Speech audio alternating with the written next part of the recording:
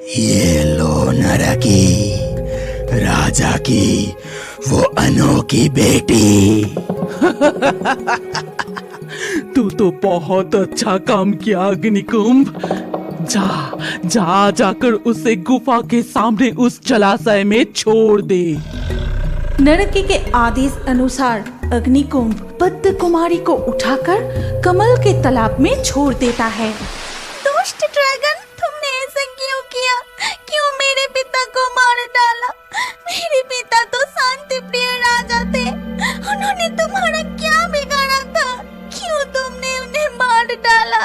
एकदम चुप, ज्यादा मत बोलना। चुपचाप इस कमल के तालाब में ही रहना और नरकी जो आदेश करेगा वो सब कुछ मान लेना, नहीं तो तू भी जिंदा नहीं बचेगा। ये कहकर अग्निकुंभ ड्रैगन गरजते हुए गुफा के अंदर चला जाता है और नरकी से कहता है, नरकी, मैं भूखा हूँ, मुझे कुछ खाने को दो, नहीं तो मैं धीरे धीरे कमजोर हो रहा हूँ। सुन, जो काम तुझसे करवाना था वो पूरा हो चुका है। अब मुझे तेरी जरूरत नहीं है, इसीलिए मैं तुझे खाने को नहीं दे सकता। उदक नगरी में बहुत इंसान है, उन्हें पकड़ कर खा। मैं ऐसी हत्या लीला करते करते थक चुका हूँ। अपना भूख मिटाने के लिए निर्दोष इंसानों को मैं नहीं खा सकता। तू एक खतरनाक ड्रैगन होकर भी कहता है इंसान नहीं खाएगा। अच्छा, तो अब ड्रैगन में भी करुणा जाग रही है। निकल जा मेरी नजरों के सामने से, गुफा से बाहर चला जा। नरकी की इन बातों से अग्निकुंभ ड्रैगन को बहुत दुख होता है। फिर गुस्से और दुख में वो अपने मुंह से आग निकलकर जोर जोर से गरजने लगता है। अग्निकुंभ ड्रैगन के इस भयानक रूप को देखकर नरकी मन ही मन बहुत डर जाता है। फिर अग्निकुंभ गुफा से बाहर निकलकर कमल के तालाब के सामने पद्म कुमारी के पास आता है। ड्रैगन, अगर तुम्हें बुरा ना लगे तो मैं तुमसे एक बात कह सकती हूँ। तुझे मुझसे क्या कहना है? मैं समझ सकती हूँ कि तुम बहुत भूखे हो और तुम्हें बहुत कष्ट हो रहा है, जो तुमसे और सहन नहीं हो रहा है। तुम्हारे भूख मिटाने के लिए मैं तुम्हें मदद कर सकती हूँ। तो मेरी मदद करेगी? मैंने तो तेरे राज्य, पिता, सब कुछ तबाह कर दिया, फिर भी तेरे मन में मेरे लिए इतना दया है। तुम इस राज्य के दक्षिण दिशा में उड़कर जाओ। वहाँ जंगल में एक छोटा सा टीला मिलेगा। उस टीले पर लाल, नील और हरे जादुई पत्थर फूलों की तरह खिले हुए हैं। तुम वहाँ हरे पत्थर खा लेना, उससे तुम्हारी भूख 1 साल के लिए मिट जाएगी। क्या कहा तूने? तू मुझे पत्थर खाने को कह रही है? तुझे अच्छे से पता है कि पत्थर कोई खाने की चीज नहीं, मैं मांस खाता हूँ। मुझ पर भरोसा करके वो जादुई पत्थर एक बार खाकर तो देखो। ठीक है, मैं जा रहा हूँ।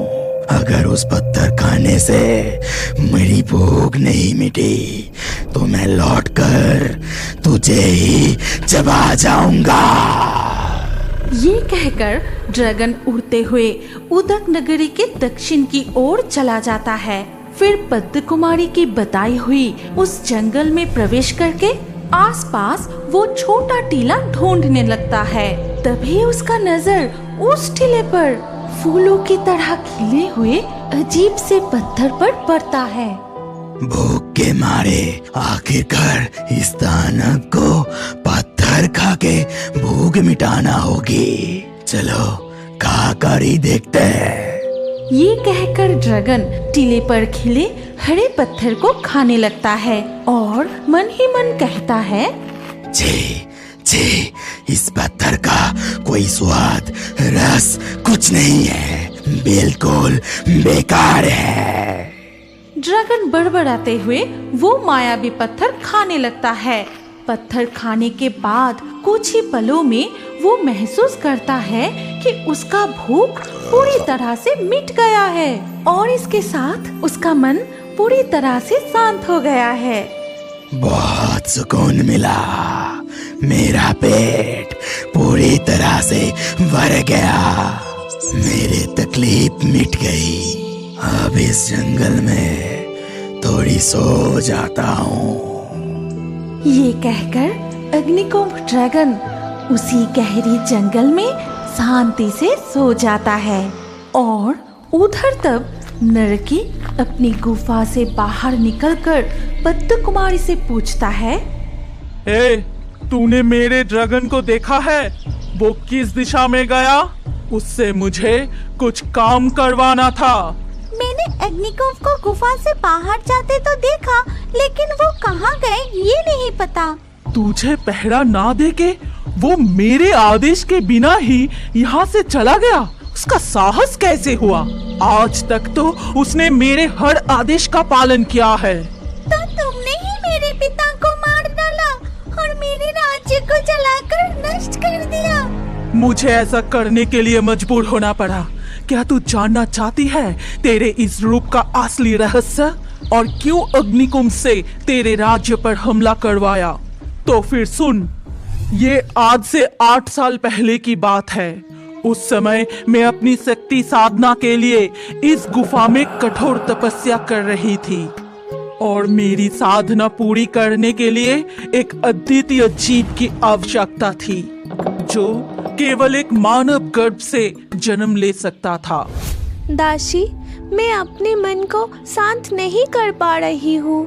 मेरी शादी को सालों बीत गई, अभी तक मैं माँ नहीं बन पाई और कब मैं राजा को संतान सुख दे पाऊंगी? मुझसे और सब्र नहीं हो रहा है। रानी माँ, आप चिंता मत कीजिए। यदि आप अनुमति दे, मैं एक उपाय बता सकती हूँ। जल्दी से बता, अनुमति मांगने की जरूरत नहीं। हमारे उदक नगर के अंत में एक गुफा में साधिका माँ रहती है। वो लालची, भयानक, जादुई शक्तियों का भी अधिकारी है। वो जो चाहती है वही सच कर सकती है। यदि आप उनके पास जाकर आपका मनोकामना यानी आपका संतान का कामना करेंगी, उनके मंत्र शक्ति से जरूर कोई हल निकल देंगी। लेकिन सावधान रानी माँ, वो चाहे कितनी भी भयानक हो या लोभी हो, मैं उससे नहीं डरती। मैं महारानी हूँ। मैं उसके लिए ढेर सारे स्वर्ण मुद्राएं ले जाऊंगी। ये देख, वो मेरी मनोकामना अवश्य पूरी करेगी। ये कहकर रानी माँ सोने की मुद्राएं और अपनी दासी को साथ लेकर उस गुफा की ओर निकल पड़ी। फिर कई कठिन रास्तों को पार करके वो उस गुफा तक पहुंच जाती है। इस समय साधिका अपनी साधना सिद्ध करने के लिए एक मानव गर्भ की तलाश कर रही थी। कौन हो तुम? यहाँ क्या चाहिए? मैं माँ बनना चाहती हूँ। मैं हूँ इस राज्य की महारानी चंद्रिमा। आप मुझसे जो कुछ भी मांगेंगे मैं आपको वही दूंगी। देखिए, मैं आपके लिए स्वर्ण मुद्राएं लाई हूँ। इस समय नरक की साधिका के दिमाग में एक शैतानी बुद्धि खिल जाता है। वो तब मन ही मन सोचा, मिल गया, एक औरत जो संतान धारण कर सकती है और इसके गर्भ में ही जन्म लेगी मेरी साधना की फल। अब क्या सोच रहे हैं? क्या आप मेरी मनोकामना पूरी नहीं करेंगे? हाँ हाँ, मैं जरूर करूँगी, तू सब्र कर। नर के मन ही मन एक मंत्र बड़बड़ाने लगे और तभी उसके हाथ में एक जादुई फूल आ जाता है। ये ले, इस फूल को अभी खा ले। इसे खाने से तेरी मनोकामना पूरी हो जाएगी। फिर रानी माँ यानी तेरी माँ बिना संकोच किए मेरी दी हुई फूल खा लिया और तू है मेरी उस साधना का फल। जिस दिन तू इस रूप में पैदा हुई, तेरे पिता डर से कांप उठे थे। इसीलिए रानी माँ और सबके नजरों से बचाकर उस कमल की तालाब में छिपा कर रखे थे। मैं तुम्हारे पिता के पास गई थी तुम्हें मांगने, लेकिन वो घमंडी राजा मुझे अपमानित करके धक्का देकर बाहर निकल दिया। इसीलिए मैं उसे मौत की दंड दी। ये कहकर नरकी अपनी गुफा में चली गई। उधर अग्निकुंभ ड्रैगन की नींद खुलते ही वो कोमल के तालाब के पास लौट आता है।